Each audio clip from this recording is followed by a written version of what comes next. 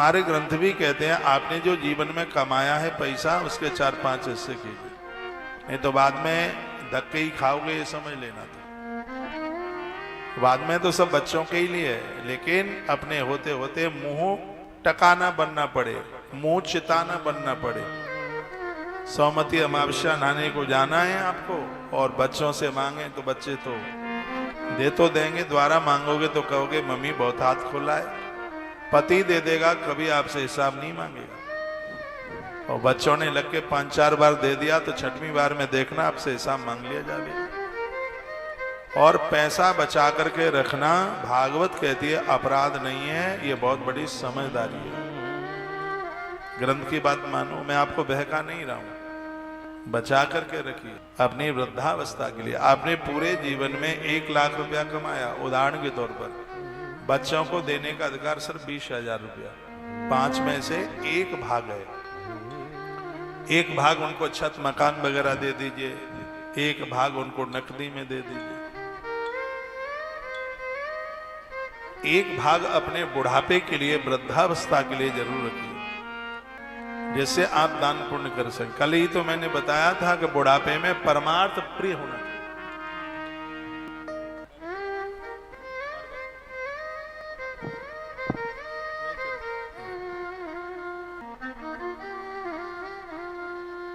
कल ही मैंने आपको बोला परहित परमार्थ प्रिय हो इस बुढ़ापे में। समर्पण की भावना, देने की भावना, कितनी सुंदर कथा कही गई है। उस माता ने 1 भाग अपने लिए बचा के रख लिया और बच्चों को दे दिया।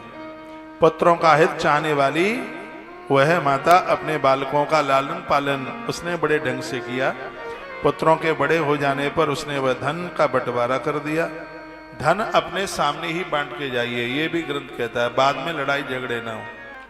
एक एक कील, एक एक चीज, मकान दुकान जो भी कुछ है, भले ही वो बच्चे अलग ना हो, बहुत अच्छी बात है, समझदारी है, लेकिन ये जरूर कह के जाना कि मकान इसका है, ये दुकान इसकी है, ये कारोबार इसका है, ये इसका है। ये बहुत समझदारी की बात है। बाद में कोई फजीयतें ना हो, कोई लड़ाई, कोई झगड़े नहीं।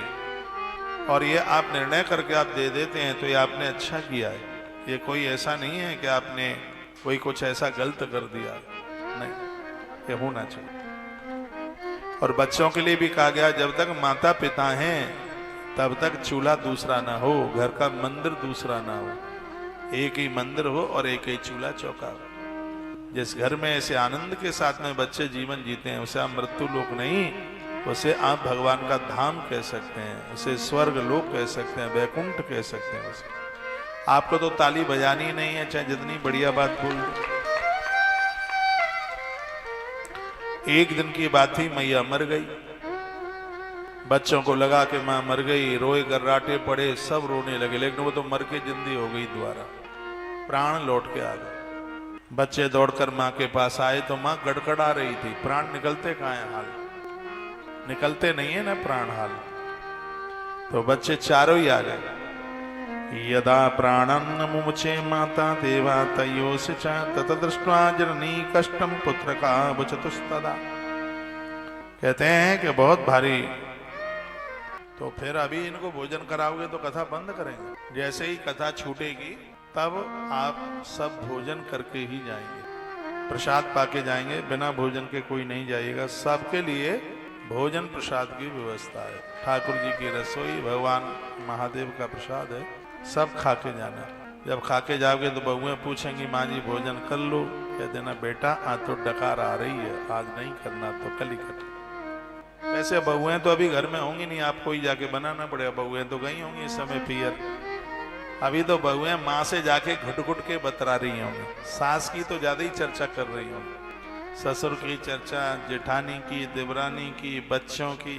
और कुछ बहुओं को उनकी माँ पूछ रही होगी बेटा माँ इस समय तेरी सास क्या कर रही है, तो बोल रही होंगी कि इंदौर में कौशिक महाराज आया है तो उनकी कथा सुन रही है। ये भी बोल रही है।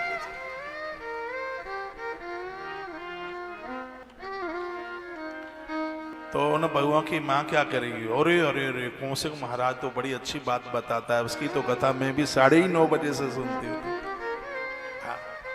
फिर समदिन में बात होगी, अरे समदिन से बात किया करो। यदि बहू पूरे परिवार को संभाल करके रखे। यदि ऐसा आप चाहते हैं तो बहू की माँ से बात करना बंद मत करना, उससे बात करते रहना। जितनी समदिन से पटेगी उतना ही बहू का मन तुम्हारे घर में ज्यादा लगेगा। ये तो हमने सब आप ही लोगों से सीख लिया है। देखते देखते आपको आनंद हो जाएगा। देखो माताएं आ रही हैं, जगह बनाओ इनको बैठने को। इधर का मोहल्ला खाली है, भगीरथपुरा, इधर आ जाओ। इधर ऐसे पीछे से आ जाओ। उधर विजयनगर खाली है, उधर उधर पहुंच जाओ कुछ।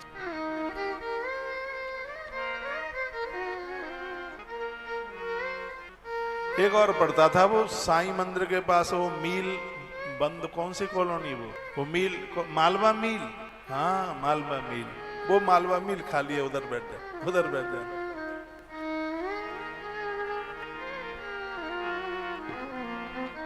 बोलिए शंकर भगवान की जय हो। श्री हनुमान जी महाराज की जय हो। आज बच्चे माँ के पास आ गए।